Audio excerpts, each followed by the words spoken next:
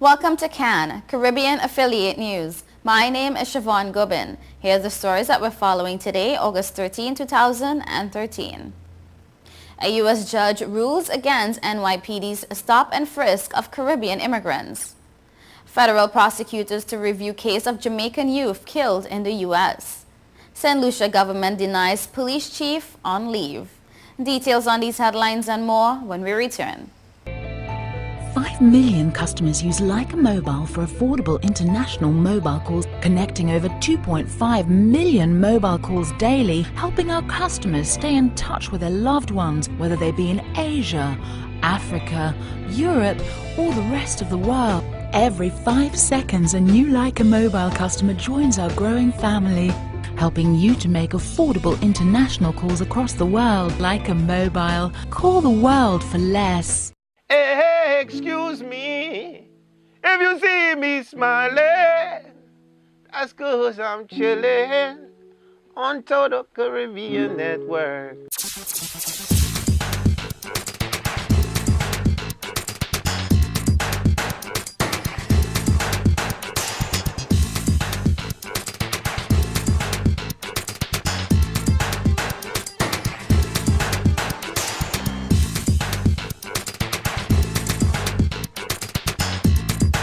It's your boy Wyclef John, man, and I'm chillin', man. Total Caribbean Network. Man, I love their style. Whoa, whoa, whoa, whoa, whoa, whoa.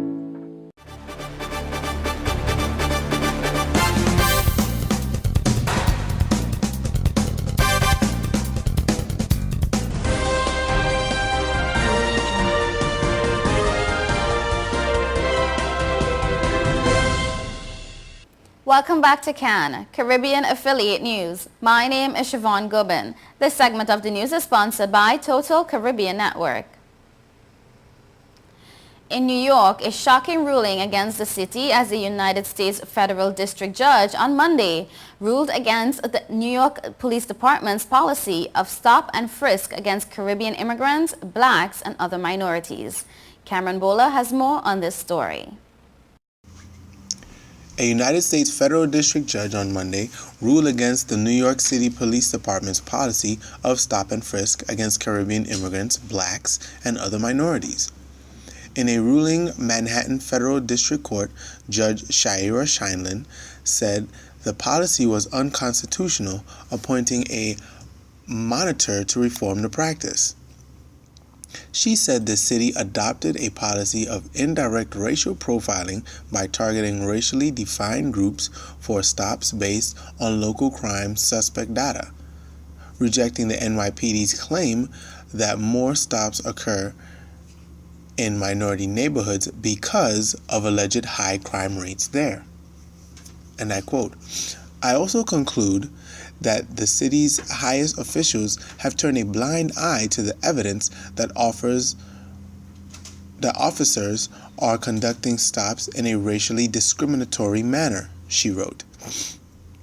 Judge Shaira Scheindlin, however, said she was not ordering an end to the practice of stop and frisk, noting that the Supreme Court had ruled the tactic was constitutionally permissible under certain conditions.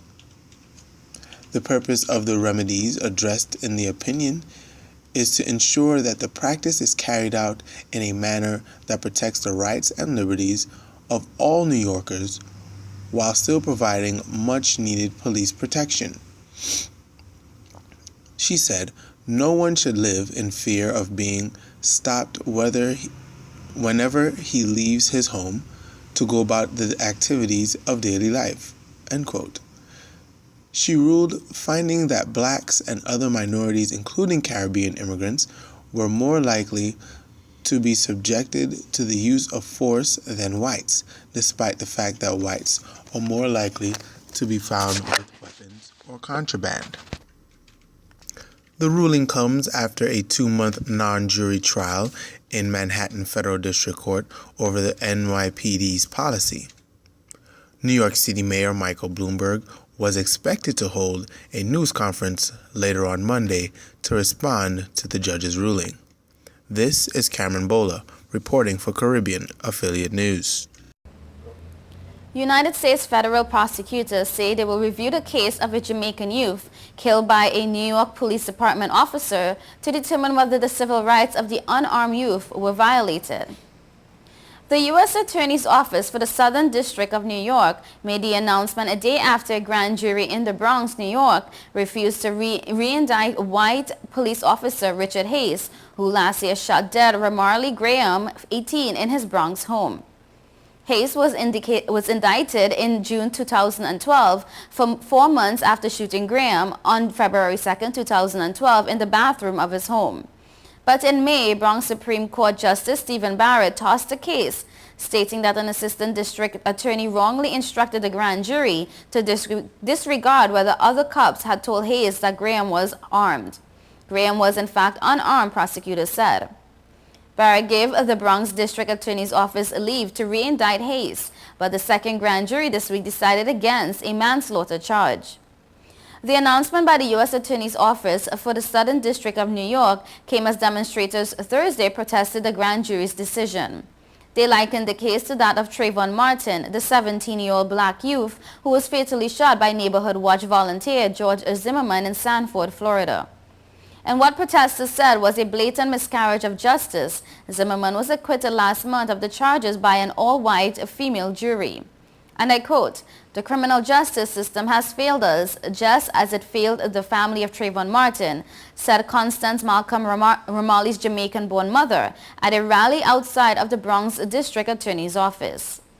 Frank Graham, Ramarley's Jamaican-born father, also repeated the words of Martin's parents after Zimmerman was acquitted of second-degree murder. And I quote, "If Ramarley had been white, would this have happened? He was in his home, where you're supposed to be free and safe." Graham family attorney Jeffrey Emden described the decision not to indict Hayes as a punch in the gut. "We feel it's an injustice. We feel that this officer is getting away with murder. It's a really, really sad day. The family's terribly disappointed. They think it's a travesty, and we are going to be pursuing a federal investigation." Bronx District Attorney Robert Johnson said his office is surprised and shocked by the grand jury's finding of no criminal liability in the death of Ramarley Graham. But Patrick Lynch, president of the Patrolmen's Benevolent Association, the union that represents law enforcement officers in New York City, agreed with the grand jury's decision. The NYPD said Hayes remains on modified duty following the grand jury's decision. The St. Lucia Prime Minister's press secretary and the Royal St. Lucia Police Force Commissioner of Police Vernon Franco both denied on Monday that he had been requested to take accumulated vacation leave. According to Franco, he was on duty on Monday. Caribbean News Now accepts that as of Monday, Franco was not on required leave, notwithstanding an earlier confidential report to this effect from hitherto reliable source within the government itself. Caribbean News Now therefore apologizes to Mr. Francois for any embarrassment caused. In a statement on Monday, JD Jr. Pierre Emmanuel, press secretary to the Prime Minister, also denied that Francois had been requested to go on leave. And I quote, "The government of St. Lucia wishes to make it absolutely clear that there is no intention to replace the Commissioner of Police," the statement said, while pointing out that the only authority to fire and remove the commissioner is the Public Service Commission, and further that the government has made no such request of the Public Service Commission. The statement did not elaborate as to whether or not the Public Service Commission must necessarily be involved in any required leave. The current controversy was triggered by reports that Francois was not permitted to board a flight from Hewanora International Airport in St. Lucia to the United States to participate in U.S. organized and financed training programs. On Monday, Francois declined to elaborate on this incident, saying only that his U.S. visa has not been revoked. In a statement on Friday, the St. Lucia government said it is aware of the concerns and anxieties expressed by the public over what it described as a decision by the U.S. to disallow officers of the Royal St. Lucia Police Force from participating in several training programs arranged or financed by the U.S. Francois also declined on Monday to elaborate on the details or reasons for such reported disallowance. The statement said that Prime Minister Dr. Kenny Anthony will, on a date to be announced earlier this week, explain and address the issues of concern and in particular the reasons for the actions of the U.S. against officers of the Royal St. Lucia Police Force. As of Monday afternoon, no indication had been given as to when Anthony will in fact address these public concerns and anxieties. There is widespread speculation locally that the U.S. crackdown may have something to do with the U.S. State Department's 2011 Human Rights Report on St. Lucia that described 12 potentially unlawful fatal police shootings during the year, some reportedly committed by officers associated with an ad hoc task force within the police department. There was only limited progress by the Director of Public Prosecutions in reviewing and other investigations of unlawful killings dating back to 2006, the report added. The report also said that the government did not implement the existing anti-corruption law effectively, and officials sometimes engage in corrupt practices with impunity. In the meantime, recent events have refocused attention in St. Lucia on these and a number of other unaddressed questions, some also dating back several years.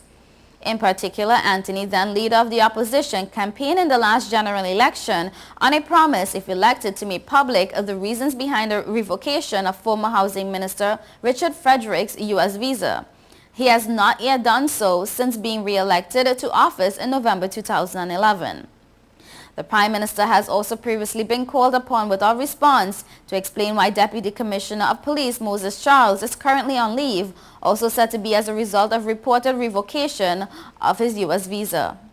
The apparently deteriorating relationship with the U.S. concerning law enforcement cooperation is also a source of local concern, and the government itself acknowledged in its statement on Friday that it is in our vital interest to maintain close ties of cooperation with the U.S. in security matters. However, according to local reports, a police vessel previously donated to St. Lucia by the U.S. but later sent back for repair is currently held in Miami, along with consignment of urgently needed spare parts for police vehicles. You are watching Caribbean Affiliate News. We will be right back.